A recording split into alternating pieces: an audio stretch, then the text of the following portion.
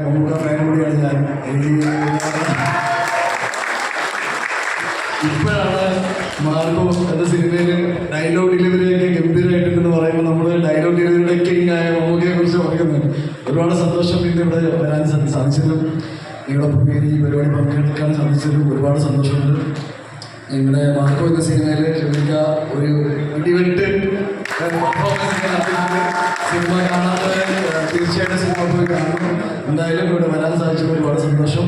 Again 34 വർഷങ്ങൾക്ക് ഈ ചടങ്ങിന് എല്ലാവിധ പാവം തരുന്നു. ഇത് 50-100 വരെ. Thank you so much.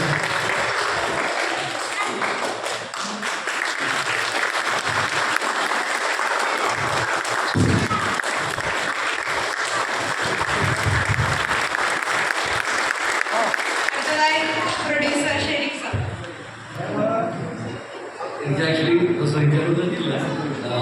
Actually മമ്മൂക്കാരാണ് ഞാൻ ആദ്യം മാർക്കോ സിനിമയെ കുറിച്ച് പറയുന്നത്.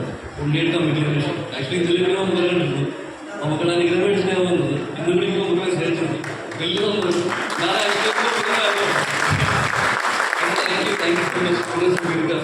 ഞാൻ നമ്മൾ എൻ്റെ സ്വന്തം നിർമ്മാണമാണ്. Okay, thank you.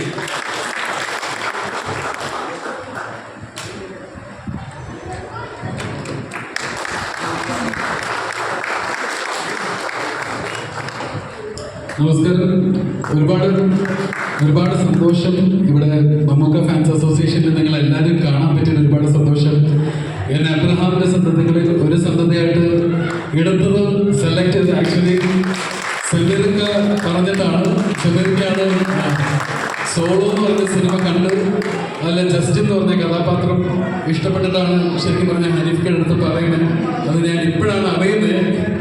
സോ അങ്ങനെ അബ്രഹാമിന്റെ സന്തതികൾക്കാണ് ഇത്രയും വലിയൊരു സ്ഥലത്തും അല്ലെങ്കിൽ ഒരുപാട് സ്ഥലങ്ങളിലും വലിയൊരു അപ്രിസിയേഷൻ കിട്ടിയിട്ടുണ്ട്. ഇപ്പൊ ഇന്ന് മാർക്കോന് തിരിച്ചും ഹനീഫക്കയുടെ സ്ക്രിപ്റ്റിൽ ഒരു പടം ചെയ്യാൻ പറ്റി.